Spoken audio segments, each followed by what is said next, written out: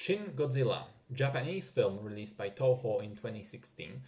It is not in any way connected to the ongoing American-produced Godzilla series, nor is it a sequel to the multiple Godzilla films done by Toho over the years, over the decades actually. It is best described as the first ever reboot of the Godzilla series, made as a sort of reimagining. What if Godzilla's first appearance was now, in the modern day? That's basically the film's story. One day, a giant creature appears first in Tokyo Bay, then gets out on land, making its way through the densely populated city. The authorities and scientists know nothing about it, its origin, capabilities, intelligence level, just nothing. The only thing that's evident is that Godzilla is destroying everything in its path, and if it isn't stopped, its effects may spell the end of not just Tokyo, not just Japan, but maybe even civilization as we know it.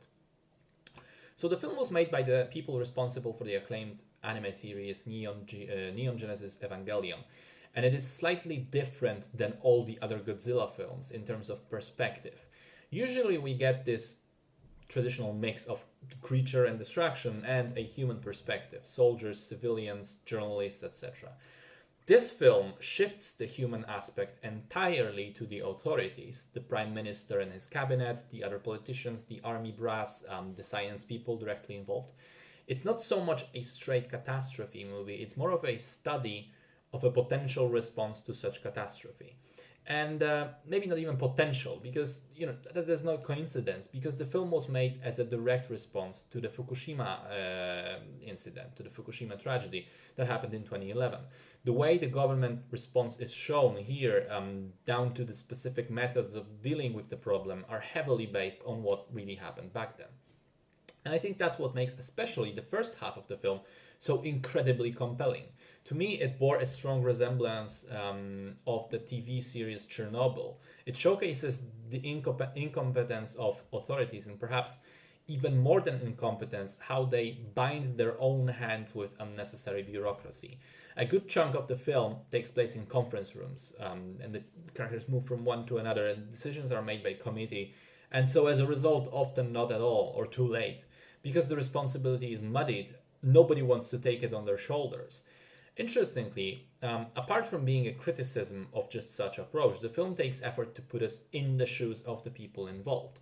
There are several scenes where various people address the prime minister, pressuring him to make a decision with some new information. And the way it's shot is they basically look straight into the camera's lens while doing so. And that puts us, the audience, in the same position that those decision makers were. Shows us how difficult it is to be put there with those multiple people shouting information at you. I think this unique perspective is one of the two main strengths of the film. The second is the portrayal of Godzilla itself, which is probably one of the weirder and scarier looking designs at the same time. The monster is made to look really unnatural, fucked up by the radiation, and its evolution over the course of the film, because there is one, is very disturbing. However, despite those interesting ideas and themes, the movie is somewhat flawed.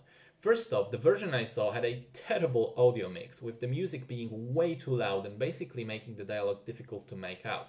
I mean, sure, I was watching with subtitles, but I still think that's just not a good thing.